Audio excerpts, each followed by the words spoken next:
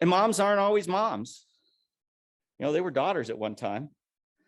And, there's that cynical saying, I can't wait until you have kids of your own. You could say it's a cynical truth. Oh, yeah. And as a parent, I felt that. But, I know that as my wife, and I even think about my birth mom.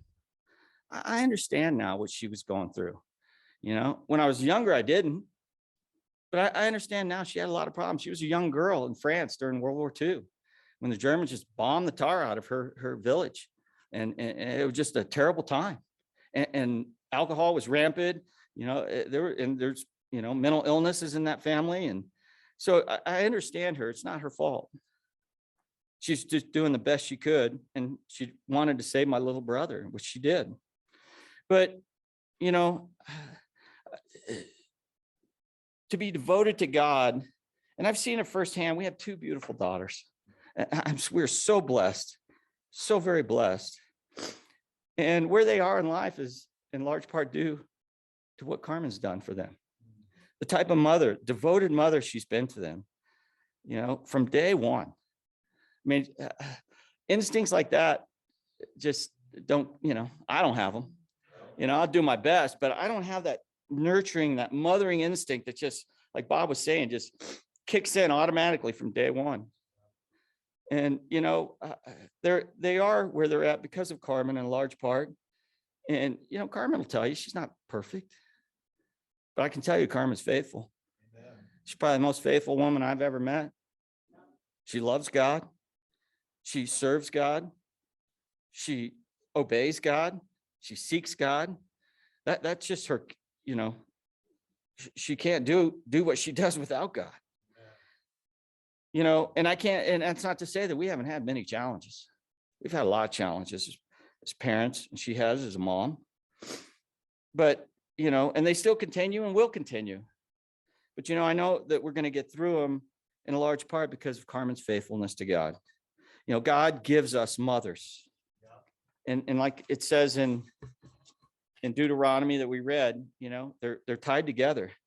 God gives everyone at least one. When you add grandmothers, mother-in-laws, grandmother-in-laws, you get 4, 5, or 6 of them. If you're spiritual, that's a great thing. I've talked to my mother-in-law several times about things that I wouldn't know who to talk to otherwise. And, look at Ruth. Ruth had at least 2. She had her birth mom and Naomi. My grandmother, she was most kind. She was so devout of a Christian. I was just a little kid though. And I used to go to church with her every once in a while. But, and I was really blessed. And, my dad's second wife was not a good thing either. But, he worked for the airline. So I was able to fly to Wichita, Kansas from Arizona every weekend if I wanted to for $12. And I did, just to spend with my grandparents. So my grandmother was somewhat of a nurturing, mothering figure. She was always kind to me, generous, loved me deeply, like a grandmother does. She was a perfect grandmother.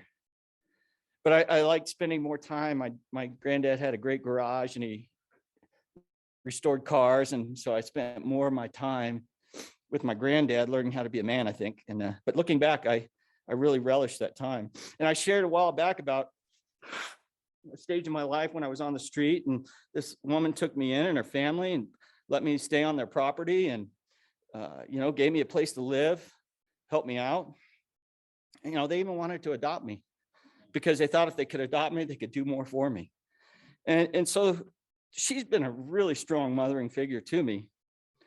And in fact, when I look back at my life, when I was in my 20s and dating, trying to find a wife, it was those character traits of those 2 women, my grandmother and Mother Brown, I call her, that I looked for in a potential wife, and I found in Carmen. And the one thing, she has a lot of those traits, but the one thing I really admired most about Carmen, she never had anything bad to say about anybody. And that was big to me. Maybe it's not that big of a deal to you guys, and maybe you haven't been around, but my life, I was surrounded by people who didn't do anything but talk bad about the people in my life. And I was so grateful to have met Carmen And, we had a rocky start, but God brought our marriage together and healed our marriage. One of the other points, moms are great teachers of life. They really are. In our story, we look at Naomi, and I encourage you to go back and read it. In the end of chapter 2 and chapter 3, she teaches Ruth how to deal with Boaz, who is going to end up being her kinsman redeemer and marry her. And that's so important, but she goes through and tells her all the little nuances of things to do to win his heart. And she does.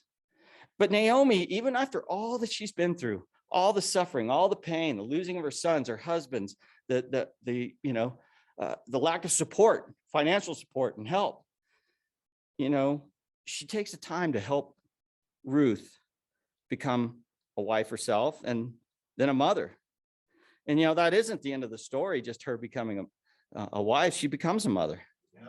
And we know that through her, her son was a guy by the name of Obed, who was the father of Jesse, who was the father of King David, who, if you follow the lineage all the way down, becomes Jesus, comes out of that whole, a Moabitess woman becomes part of the lineage of Jesus Christ. Right. So we see that God, works, and, so much in a mother's instinct, though, to teach her daughter about life. We never know what God is going to do. We just never know how, it's just like this weekend, it's like just in a fit, man. I was in an existential funk, I guess they call it. And, and I got to apologize to Roy. I was not a very good golf partner on Saturday. I was in a down mood and just, I couldn't get out of it. I couldn't shake it. I thought you were working on the sermon. Oh, no. So now I have two things to apologize about.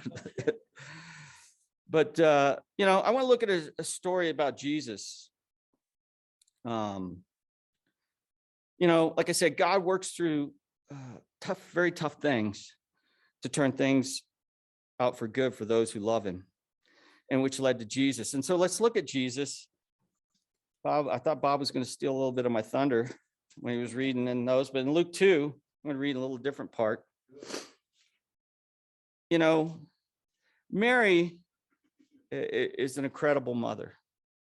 Even though she was, Jesus was conceived by divine conception, there was a whole cloud of suspicion around her whole life. Not just that we think Jesus is born and then it goes away. No, it carried with her whole life, all the way into the cross of her son, to her son's death. There were people who were suspicious about her having committed adultery, and she had to live with that her whole life. But in Luke 2, verse 34, they take him, like Bob was saying, took him to the temple to have him presented. He'd run off, but they got him back and presented him. But and they took him to Simeon, who had been wanting to see, the Messiah come before he closed his eyes, which just before this he talks about. But then it says in verse 34, then Simeon blessed them and said to Mary, his mother, this child is destined to cause the falling and rising of many in Israel, and to be a sign that will be spoken against, so that the thoughts of many hearts will be revealed, and a sword will pierce your own soul too, meaning also. And I thought about, boy, this woman's been through a lot. Not only does she have, what Simeon is talking about, but the way in which her son is going to leave this earth.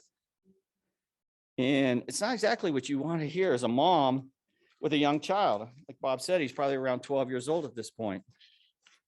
But she also had to deal with other sons. She had other sons that had issues, and at best, they didn't believe in Jesus. At worst, they were always complaining about, look what this guy's doing to our family. We're the outcast in society and our culture. It's making it tough to go and do anything. And then she had all the other things that come in a mom in life, and she was dealing with them. But Mary remained faithful. She wasn't perfect, but she was faithful. When you think about the cross, what are your thoughts? Do you think about the unjust charges that were brought against him, the lies that were being spread about Jesus, the false accusation, maybe the beatings that he took because of those accusations? They threw a crown and mocked him, threw a crown of thorn, the nails they drove through his wrists. Maybe it was that spear gets you when they plunged it into his side and to make sure he was dead. That was prophesied about, where he says, and a sword will pierce your own soul also. I wanted this Mother's Day to take a different look at the cross in another way. And in John 19:25, Bob did read this, but that's okay.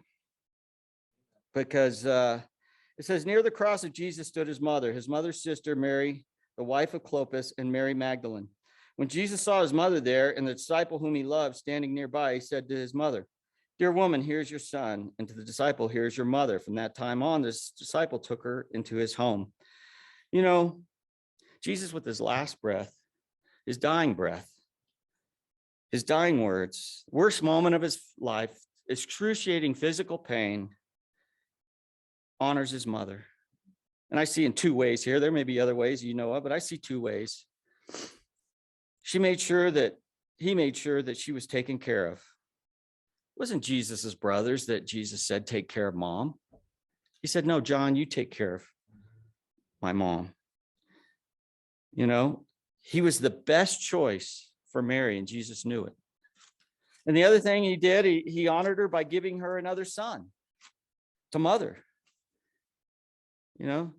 Jesus knew that Mary was the mother John needed. And this was Jesus's stamp of approval on Mary's motherhood, on the way she conducted herself as a mother. God gives mothers great importance. In conclusion, as I said, it is difficult for me at times, not always. I have great fond memories of my grandmother, of Mother Brown, and I'm lucky because I'm alive. I don't think I'd be here if not for those women. They made a difference in my life. But, and it's difficult at times. And I think so probably because one thing that I never had was that mom that was a refuge to go to. That nurturing, that just to go to, maybe to cry to, tell her what's bothering me, a different perspective than all I've had as men in my life, with the exception of Mother Brown, but she wasn't really, I couldn't even figure out what was going on in my life at that time. But, we had at Roy's dinner, we walked in and the table was full. So, they said, hey, you guys go sit at the kiddie table while the adults talk. But, and it kind of was a blessing. And I could see it was God's plan. And looking back through the whole week, I could see it. But we got to spend time with Jenny and Mauricio, sat at the little kiddie table with us. And we had a great talk, just a great talk. And, as she was sharing about her pain and all that she was going through, and it just, I could see it was just, like she even said, layers and layers and layers of it. And I said, I don't know how you feel. I can't identify with that, but I know I've been through some tough times of my own. I went through 10 years with my father before he passed away. I went through, in all that 10 years, it was all compounded. I had troubles with a business partner, a huge lawsuit. I had taken care of my dad, had to deal with all the stuff that happened to him, and the way to resurrect it. Our kids were going through terrible times. It was crushing. I remember times I just sit in the parking lot at my work and just cry.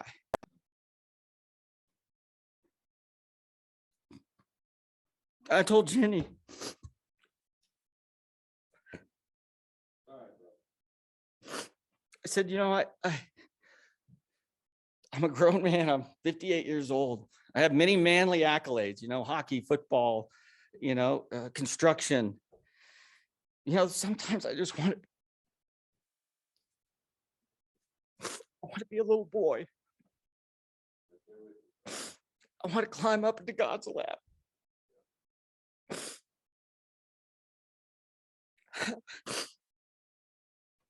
Sorry.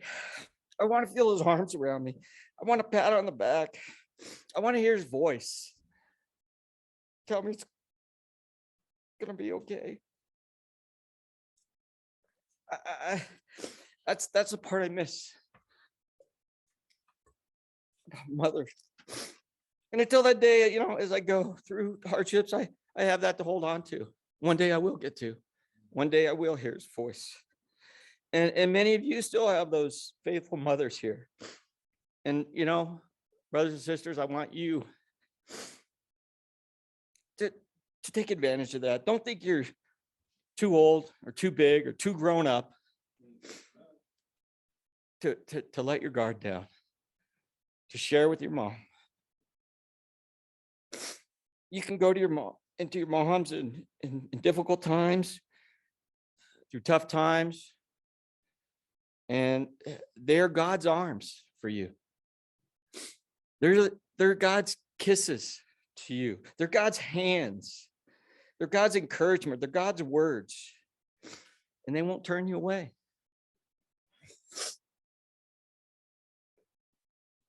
And if your mom is gone, go to God in the same way. There's a lot of us out there that don't have a mom around.